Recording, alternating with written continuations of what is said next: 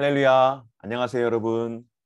오늘 수요강제에 함께 참여하시는 성도님들을 주의 이름으로 환영하며 또한 축복합니다. 오늘 이 시간에는 지난주에 이어서 속죄 제물에 대하여서 함께 계속해서 살펴보기를 원하는데요. 오늘은 그 제사법 가운데에 속죄제와 속건제를 살펴보면서 강의를 이어 나아가도록 하겠습니다. 오늘 함께 다룰 두 가지 제사, 속죄제와 속건제, 이것은 바로 하나님께서 그의 자녀들이 하나님과의 관계는 물론이거니와 우리가 홀로 살아가는 것이 아니기에 우리가 삶을 교제하면서 또 인생들과 함께 살아가는 것이기에 먼저는 하나님과의 관계가 중요하고, 그리고 사람들과의 관계 가운데서 조화를 이루며 살아갈 수 있도록 하기 위한 제사를 하나님이 우리에게 알려주셨습니다. 오늘은 특별히 레위기 5장을 주제로 하여서 강의를 진행하려고 하는데요. 앞서 말씀을 드리는 것처럼 두 가지 제사, 바로 속죄제와 속건제. 속죄제는 어떠한 것인가? 하나님 앞에서 백성이 정결하게 되었음을 나타낼 때 드려지는 제사이고, 두 번째로 속건제는 죄로 야기된 피해를 보상하고 범죄자의 양심을, 이렇게 하면 될까요? 양심을 정결하게 하는 역할을 하는 것이 바로 속건제를 통하여서 이루어지는 것입니다. 궁극적으로 이들 제사는 누구를 가리키는가? 바로 예수 그리스도를 가리킵니다.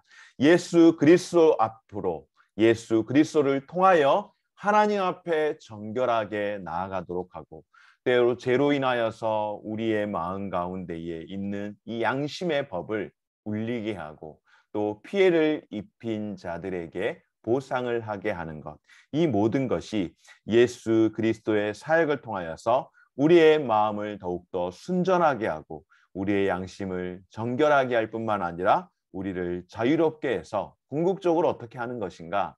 바로 하나님의 영광을 위하여서 선하게 그 삶을 살아가도록 하기 위해서 하나님께서 율법 시대 가운데에 또 율법을 통하여서 말씀해 주시고, 이와 같이 속죄제와 속건제로 그의 허물을, 그의 죄를 씻도록 그 길을 열어주셨습니다. 오늘 함께 살펴보기를 원하는 것, 첫 번째로 마음을 정결하게 하려면 속죄해야 합니다. 아멘.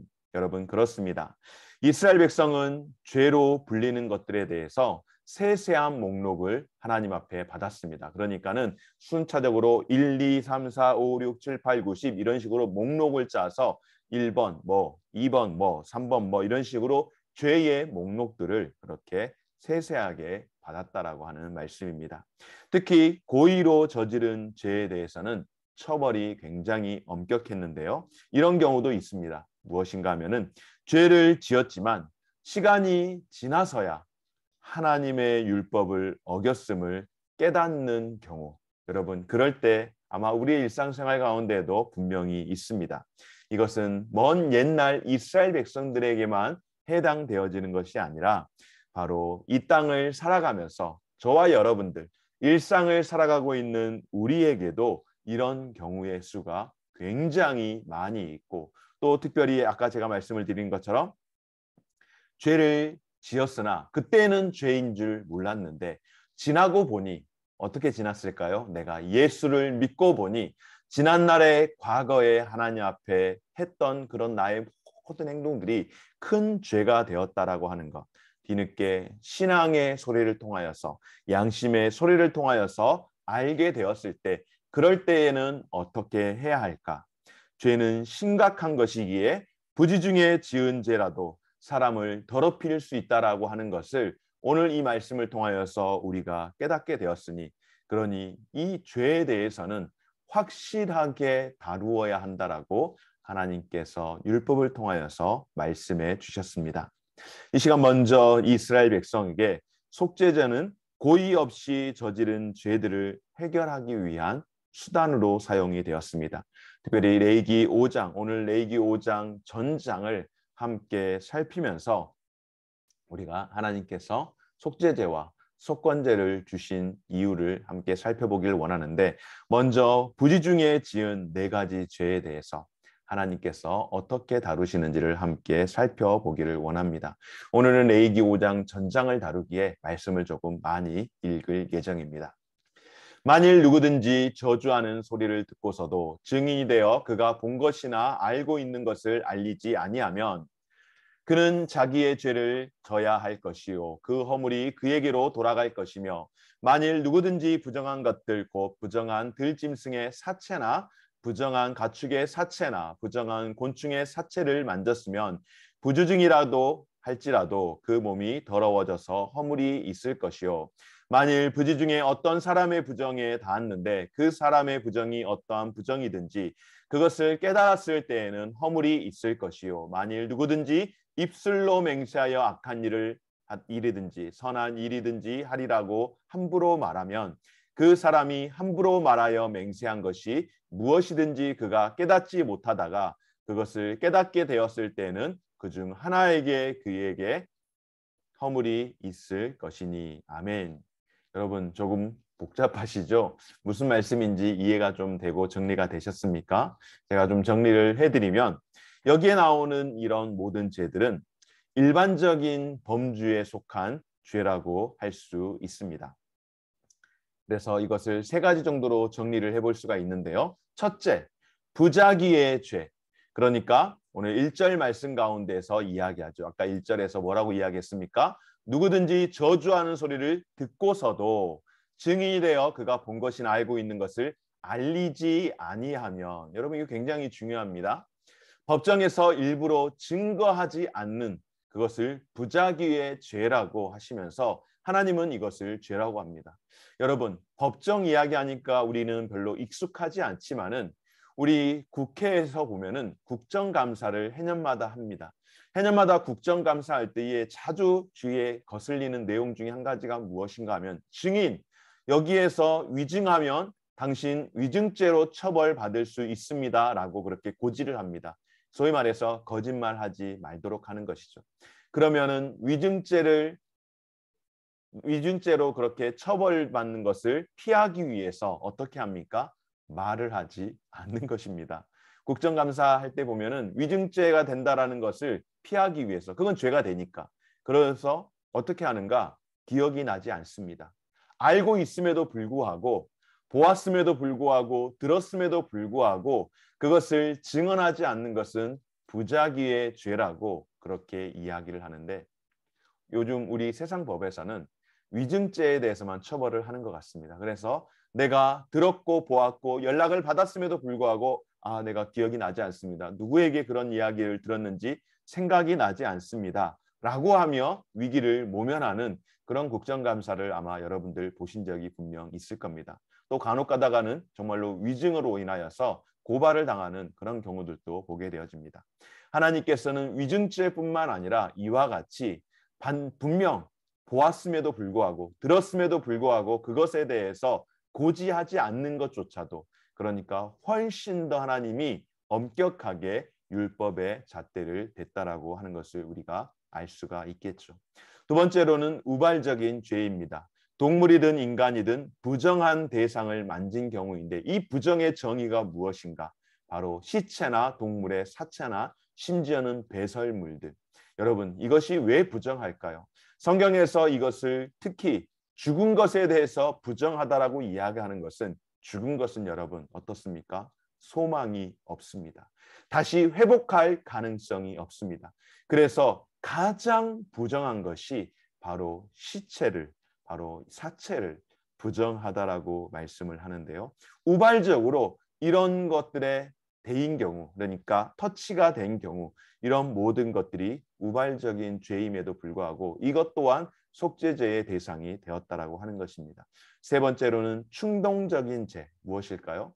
함부로 맹세했다가 훗날에 그것이 잘못되게 되었을 경우, 그리고 그것이 잘못되었다라는 것을 깨달았을 경우에 이러한 모든 것들이 속죄죄에 관한 세부적인 규례로서 하나님께서 말씀을 하시는데요. 놀라운 사실은 무엇인가 하면은 이와 같은 속죄제로 하나님 앞에 제사를 드려야 하는, 예배를 드려야 하는, 제의를 드려야 하는 상황 가운데서 하나님께서는 이것들도 또 차등적으로 구별하셨음을 보게 되어지는데요. 제물을 바치는 자의 경제적인 상태를 고려했음을 우리가 알 수가 있습니다. 모두에게 똑같은 제목으로 똑같은 예물을 요구하심이 아니라 백성들의 형편들을 고려하셨음을 볼 때에 이것은 하나님께서 죄를 지었으니 그 죄값을 치러야 한다, 형벌을 주시기 위함이 아니라 그 죄로 말미암아서 끊어져 버린 관계를 어떻게 해서든지 회복시키시고자 하는 하나님의 특별하신 사랑을 우리는 이곳에서 발견할 수 있습니다.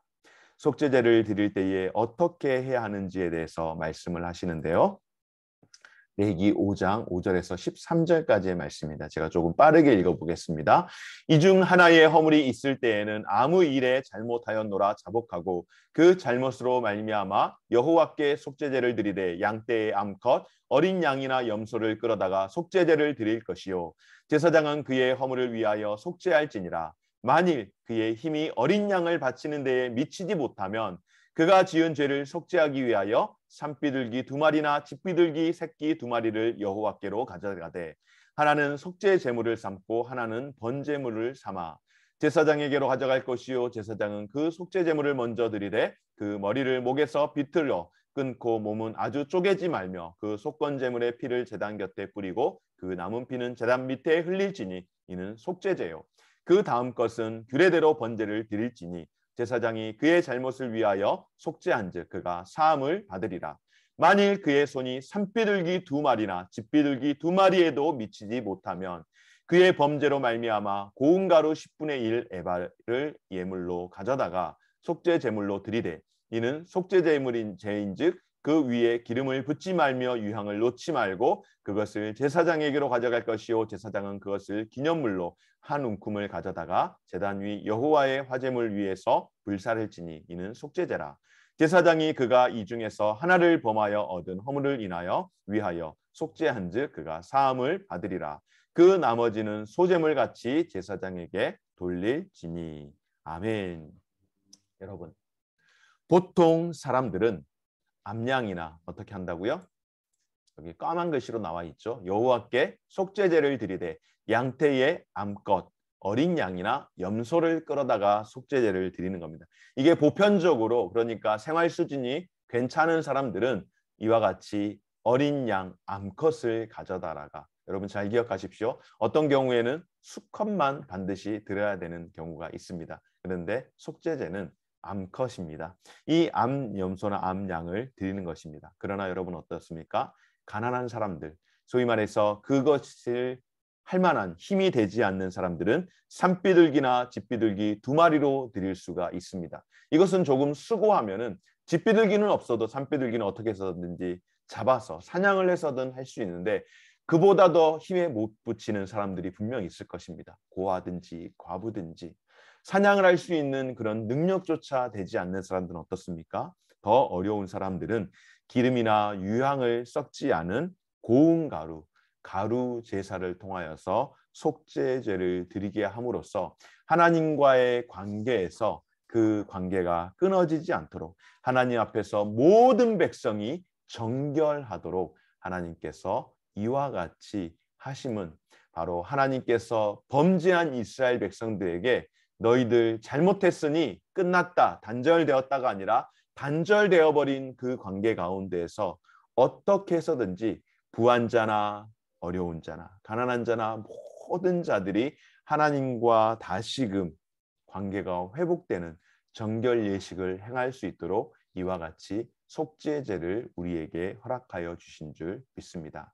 오늘 두 번째로 함께 살피기를 원하는 것은 양심을 정결하게 하려면 속죄해야 합니다. 오늘 두 번째 시간은 바로 속건제에 대한 말씀인데요. 속건제에 대한 말씀 한번 같이 읽어보도록 하겠습니다. 여호와께서 모세에게 말씀하여 이르시되 누구든지 여호와의 성물에 대하여 부지 중에 범죄하였으면 여호와께 속건제를 드리되 내가 지정한 가치를 따라 성소의 세겔로 몇 세겔 은에 상당한 흠 없는 수량, 기억하십시오. 흠 없는 수량을 양떼 중에서 끌어다가 속건제로 드려서 성물에 대한 잘못을 보상하되 그것의 5분의 1, 5분의 1을 더하여 제사장에게 줄 것이요 제사장은 그 속건제의 수량으로 그를 위하여 속죄한즉 그가 사함을 받으리라. 만일 누구든지 여호와의 계명 중 하나를 부지 중에 범하여도 허물이라 벌을 당할 것이니 그는 내가 지정한 가치대로 양떼 중 흠 없는 수량을 속건제물로 제사장에게로 가져갈 것이요 제사장은 그가 부지 중에 범죄한 허물을 위하여 속죄한즉 그가 사함을 받으리라. 이는 속건제니 그가 여호와 앞에 참으로 잘못을 저질렀음이라. 아멘.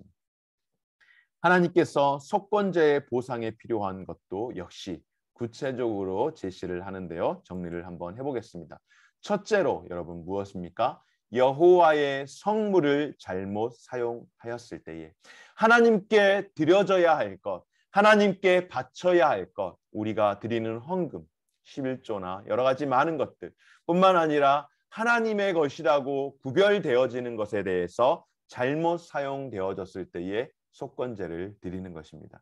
둘째로는 범해서는 안 되는 여호와의 계명 중 하나를 범하게 되었을 때 또한 더불어서 속건제를 드리는 것이며 세 번째로는 도둑질이나 속임이나 착취로 이웃을 침범했을 때에 이것은 레위기 6장 1절에서 4절 말씀을 통하여서 우리에게 증언해주고 있는데요.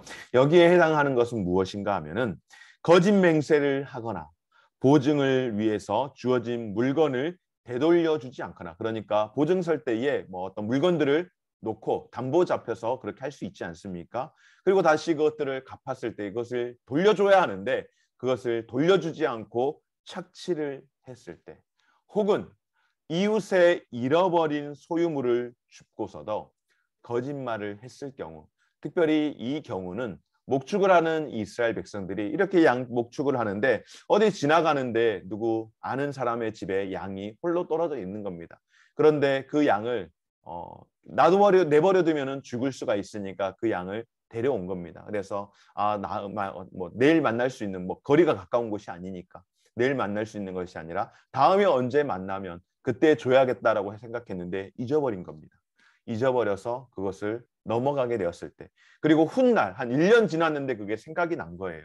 그럴 때에 어떻게 해야 될까요? 그럴 때에 그 양을 키워서 혹여라도 그 양에게서 새끼가 난 게 있다라고 한다면 그것까지 함께 보상을 해 주어야 하는 것이 바로 속건제입니다. 이런 일들을 그런데 하지 않았을 때에 이렇게 그 부분에 대해서 속건제를 드리는 것을 보게 됩니다.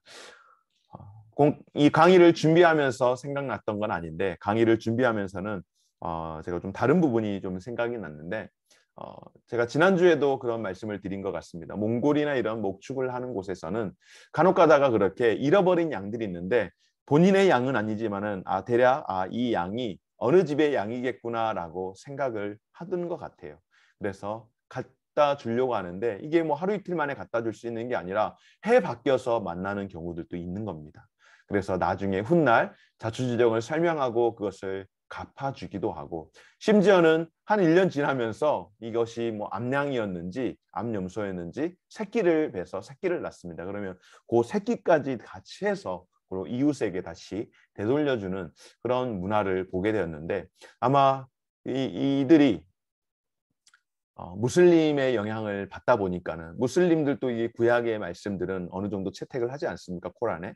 그래서 이런 부분들에 대해서 채택을 했는지는 모르겠으나 그런 문화가 있는 것을 보게 되었는데 갑자기 이것이 좀 생각이 났습니다.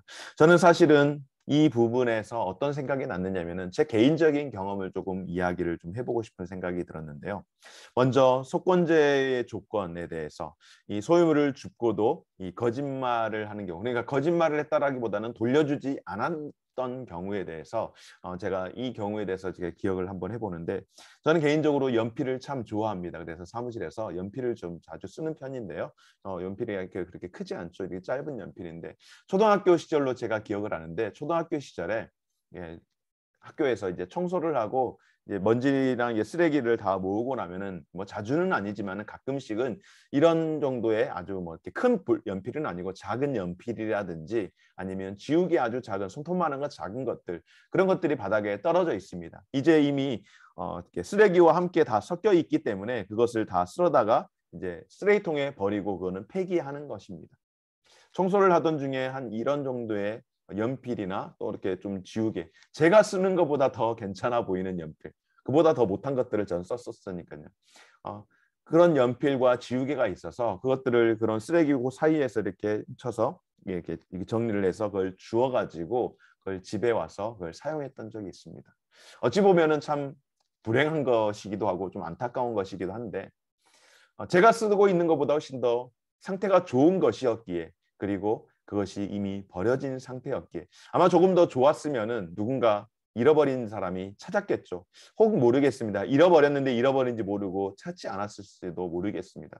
그런데 이것을 가지고 있다가 집에서 저희 부친에게 이렇게 들키게 되었습니다. 알게 된 것이죠. 여기 어디서 났느냐라고 그렇게 물으셨을 때에 그냥 솔직하게 말씀을 드렸습니다. 주었습니다. 학교에서 주었습니다. 라고 이야기했는데 얼마나 많이 혼이 났는지 모르겠습니다. 매를 정말로 많이 맞았습니다. 이걸 왜 주워왔느냐, 네가 거지냐, 이게 아니라 그걸 왜 찾아주지 않고 남의 물건을 가져왔느냐라고 마치 제가 도둑질을 한 것처럼 그렇게 저를 다그쳤을 때에 굉장히 많이 속상하기도 하고 억울하기도 하고 눈물을 흘렸던 그런 기억이 있습니다.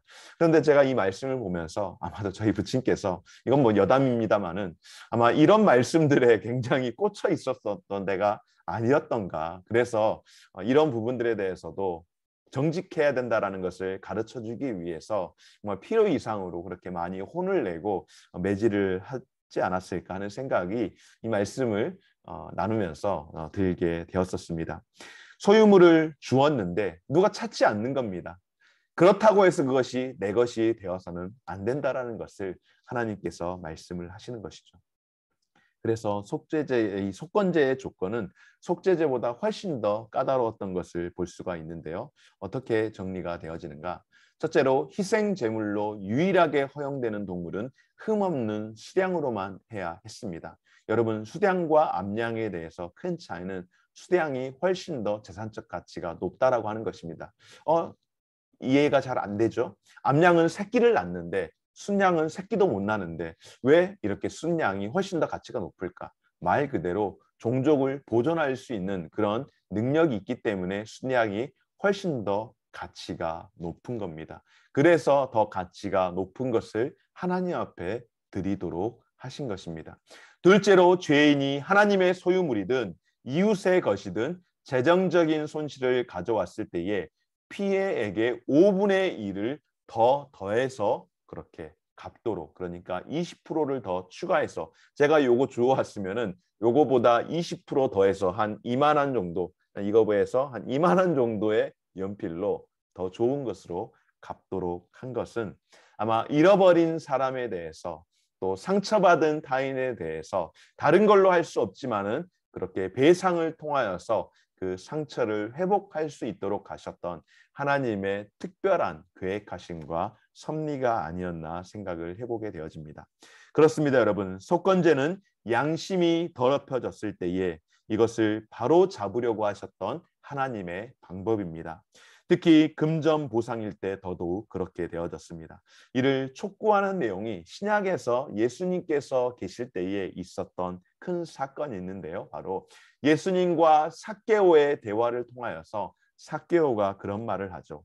주여, 만일 내가 누구의 것을 속여서 빼앗은 일이 있다면 그에게 내 갑절이나 갚겠나이다. 여러분, 5분의 1만 갚으면 되는 거예요. 그런데 그는 5분의 4를 갚겠다라고 그렇게 이야기를 하는 겁니다. 그때에 예수님께서 무엇이라고 합니까? 바로 삭개오를 칭찬하시며 그의 선언을 통하여서 그 집에 구원이 이른 증거가 되었다라고 예수님께서 칭찬하신 것을 우리는 기억을 합니다. 이제 말씀을 정리해 보도록 하겠습니다. 오늘 두 가지 제사는 죄로부터 정결하게 함을 상징하는 피의 속죄가 무엇인지, 무엇을 성취했는지를 우리에게 이해하게 해주는데요. 첫째로, 속죄제는 하나님 앞에서 백성이 정결하게 됨을 대변하는 것이고, 두 번째로 속건제는 다른 사람의 정당한 소유물을 상하게 한 죄를 고백하고 그 죄를 범한 자의 양심을 정결하게 하려고 드려지는 것이 바로 속죄제와 속건제라는 것입니다. 그러면 여러분, 구약에서는 이렇게 짐승을 잡아서 죄의 값을 지불하고 또 변상을 하고 변제를 했는데, 지금의 이 시대를 살아가고 있는 저와 여러분들이 이와 유사한 삶을, 신앙의 삶을 우리가 살아가야 한다면 우리는 어떻게 해야 하는 것일까요? 우리가 짐승을 잡아서, 그거나 우리 법에서도 그런 게 있죠. 보상을 좀 해주는, 뭐 몇 프로에 대한 것들에 대한 이런 보상을 해주는 것이 있는데, 성경적으로 보게 되어졌을 때에 우리의 신앙의 양심의 법에 대해서 걸리는 일들에 대해서 어떻게 해야 할까요? 히브리서 9장에서는 예수님의 피 흘리신 죽음이 그리스도를 믿는 죄인들의 양심과 어떻게 관련이 되는지에 대해서 구체적으로 다뤄주고 있는데요. 염소와 황소의 피와 및 암송아지의 죄를 부정한 자에게 뿌려 그 육체를 정결하게 하여 거룩하게 하거든.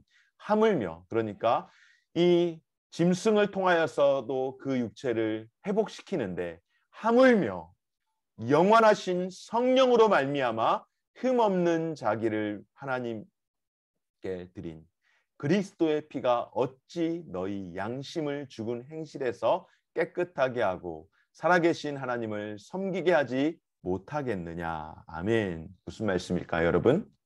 하물며 그리스도의 피가 어찌 너희 양심을 죽은 행실에서 깨끗하게 하고 살아계신 하나님을 섬기게 하지 못하겠느냐. 바로 예수 그리스도의 구원의 능력을 선포하는 줄 믿습니다.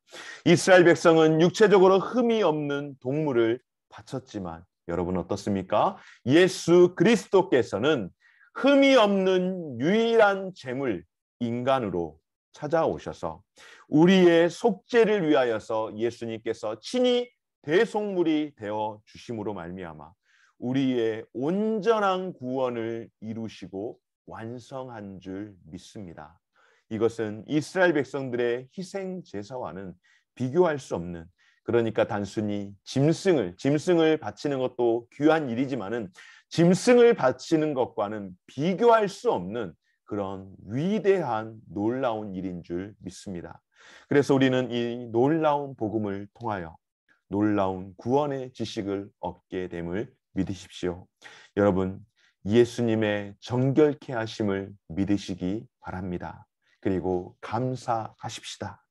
우리가 이 복음으로 충만할 때 우리는 자유롭게 되어서 하나님의 영광을 위해 우리가 선한 일을 행하는 사람들로 부르심을 받게 된 줄 믿습니다.